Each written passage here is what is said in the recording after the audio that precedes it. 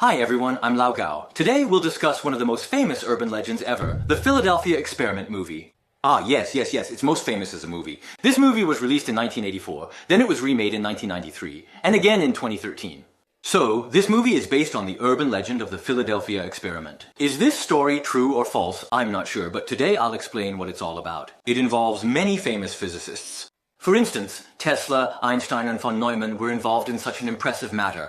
During World War II, the most important and powerful weapon for the United States was the warship. At that time, whoever controlled the seas controlled time. However, the warship had a very critical issue. It was particularly easy to detect.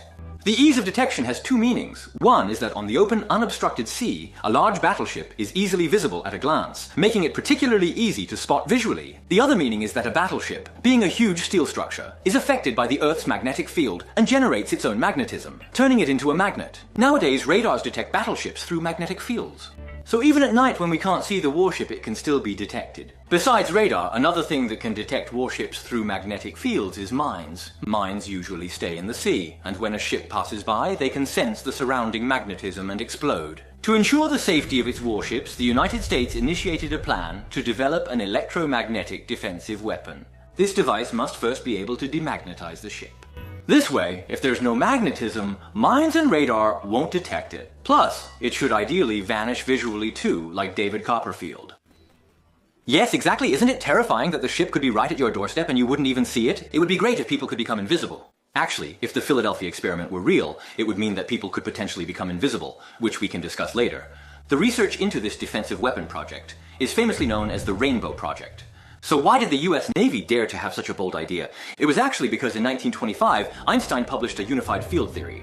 It's like the A4C. He tried to use a theory to explain all physical phenomena because he wanted to understand the root of the world. So he spent the latter part of his life researching this. He believed that once he understood it, he would know how the entire universe operates. This unified field theory is very abstract to explain, but I'll give a simple explanation. All the colors we see in the world are actually composed of three primary colors. There are two types of primary colors: optical ones, which are red, green, and blue, and artistic ones, which are red, yellow, and blue.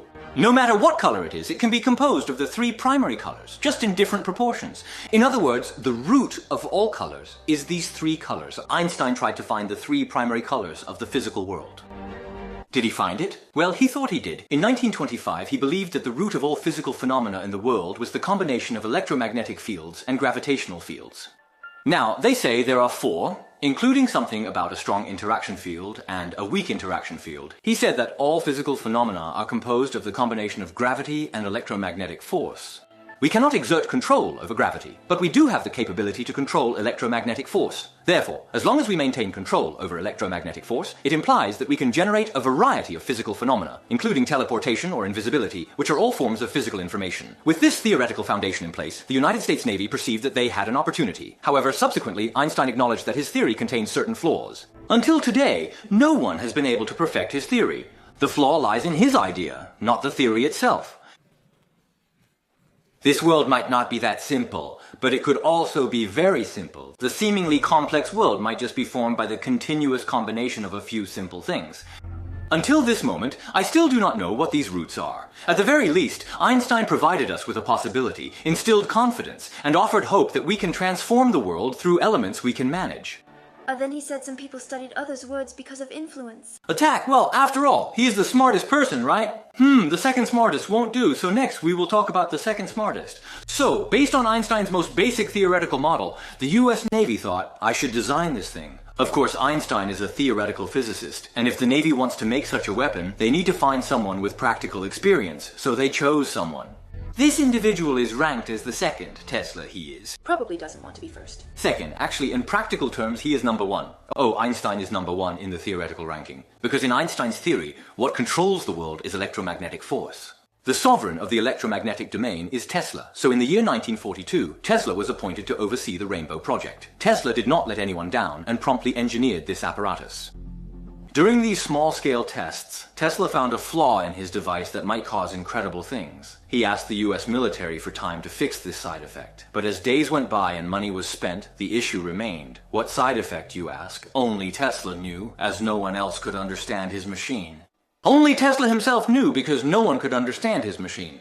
By the end of 1942, the Navy couldn't hold on any longer and said, "You've been researching for so long and we've spent so much money. Finally, give us a result. If the side effect isn't serious, it doesn't matter. Let's just use it." But Tesla insisted that it wasn't acceptable. It had to be perfect before he would let them use it. Otherwise, he said they could find someone else if they wanted to. Later, Tesla's relationship with the US military became strained. Eventually, Tesla resigned, and as a result, the military detained him in a New York hotel. Just days after January 7, 1943, Tesla died, and FBI agents entered his room, taking all his documents. We've discussed this regarding Tesla, so it's possible the Philadelphia experiment and Tesla's death are directly linked.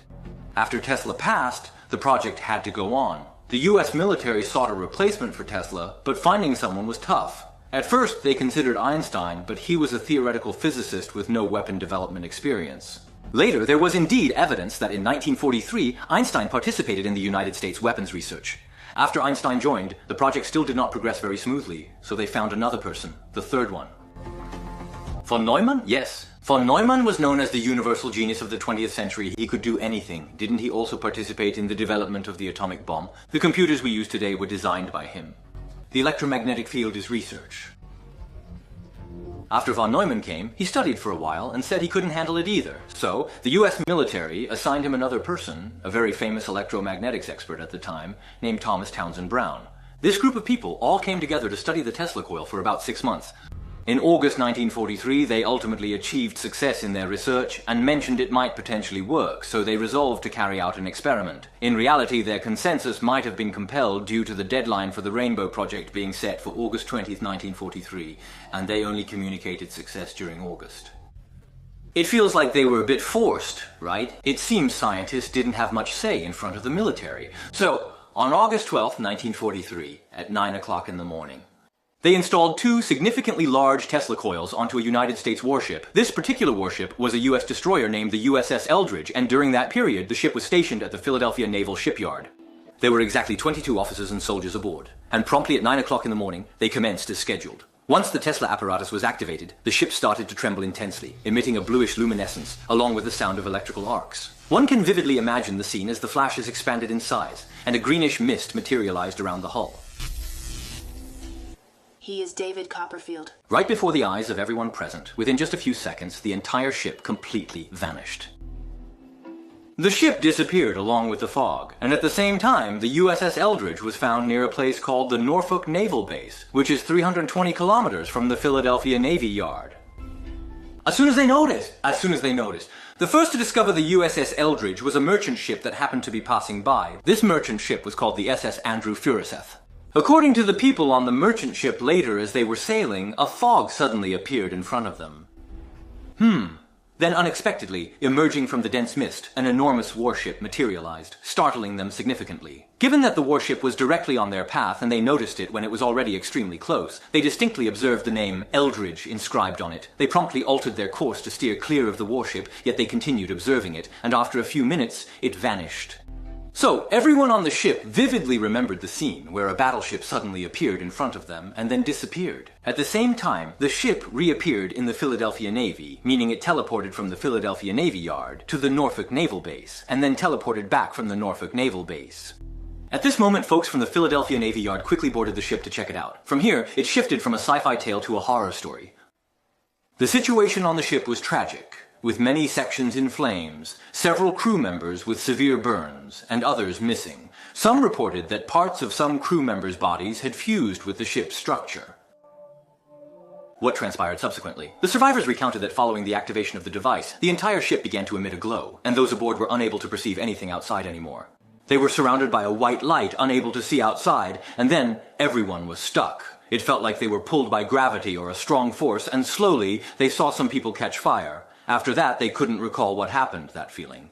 To those outside, the ship simply disappeared instantly. That's all they observed. People in the warship were classified as one substance, and then... Reassembly, it feels a bit like that.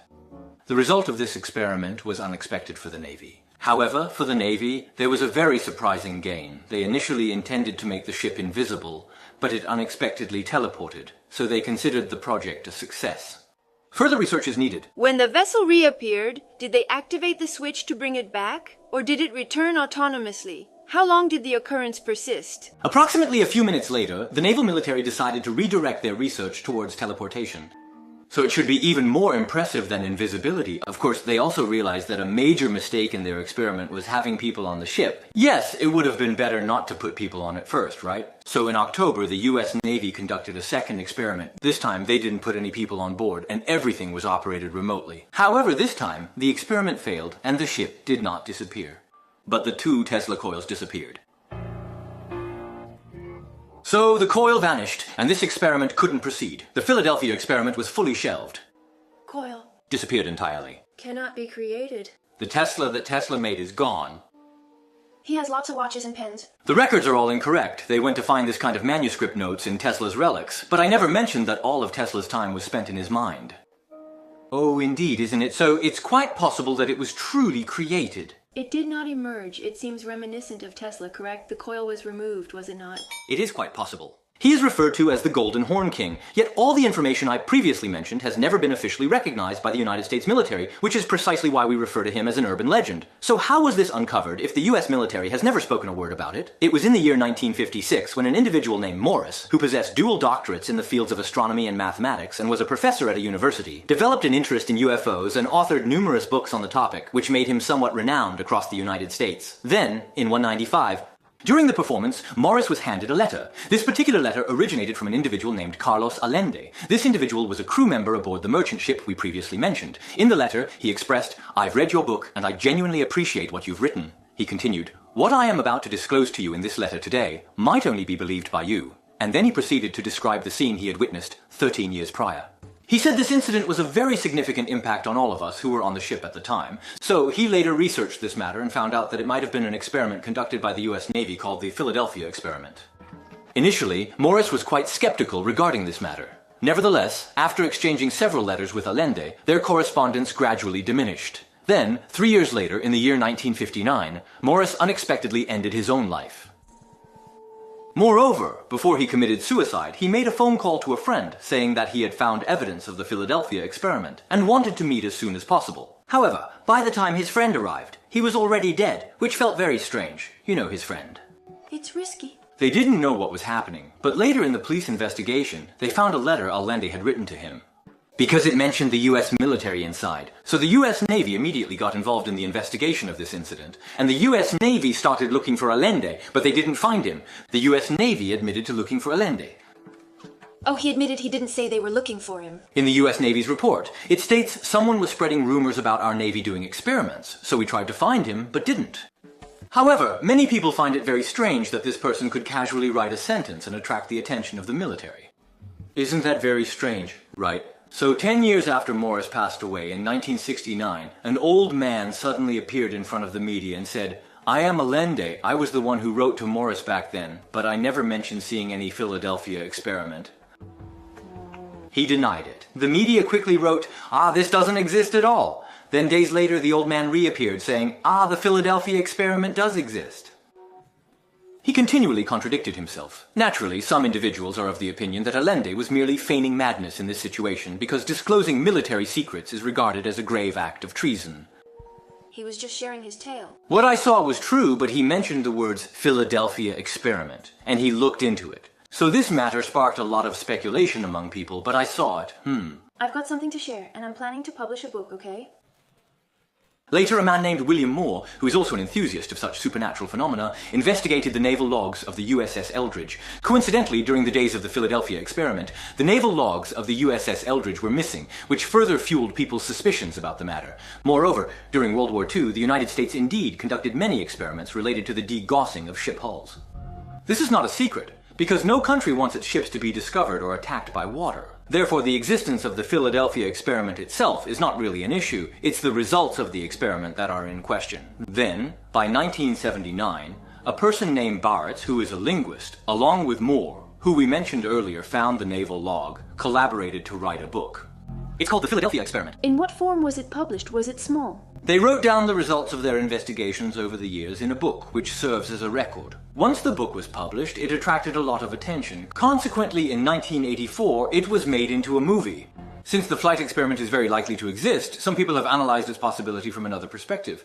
They believe that the Philadelphia experiment might have been part of the U.S. information strategy. During World War II and later during the Cold War, the U.S. conducted a lot of information warfare. What does this mean? The timing of the Philadelphia experiment coincided with another major project the U.S. was conducting at the time, which was the Manhattan Project to develop the atomic bomb. It is very likely that the U.S. did this to cover up the Manhattan Project. Diverted attention from people or spies by deliberately leaking some info about the Philadelphia experiment. Might have been intentional. They might have fabricated something or perhaps significantly exaggerated a particular situation to divert people's attention. In fact, it is quite similar to the Manhattan Project. Nobody was aware of it until they actually dropped the atomic bomb. Indeed, right? And it can scare his adversaries too, can't it? My usual invisibility makes his foes. We couldn't find peace. We were just studying invisibility, not expecting teleportation. Yes, that's how it's hyped. But it's said that the United States has never abandoned research in this area. They just renamed it. Now, it's called the Montauk Project, replacing the original Rainbow Project. So, this Montauk Project, its research scope is broader, including teleportation technology, wormhole technology, time machine technology, and consciousness control technology. Wow, which one would you choose? Teleportation or invisibility? I just want to control it with my mind. If I control your mind, I can make you not see me, and you won't. I can make you think I've teleported, and I have, which means one day I noticed you. When teleporting, I might actually be controlled by consciousness, right? We might have a chance to explain this consciousness control technology to everyone later. In fact, it's brainwashing, yes, brainwashing. Brainwashing indeed possesses multiple levels. Certain methods aim at the conscious mind, others focus on the subconscious, and some are directed towards the collective subconscious. It controls people. That's right, it seems we can't easily talk about this episode yet. After discussing it, everyone might go and try it. Mind control isn't right? Let's just chat with members. We can control our own videos so that some people cannot access them. If you don't upload the video, it won't be seen.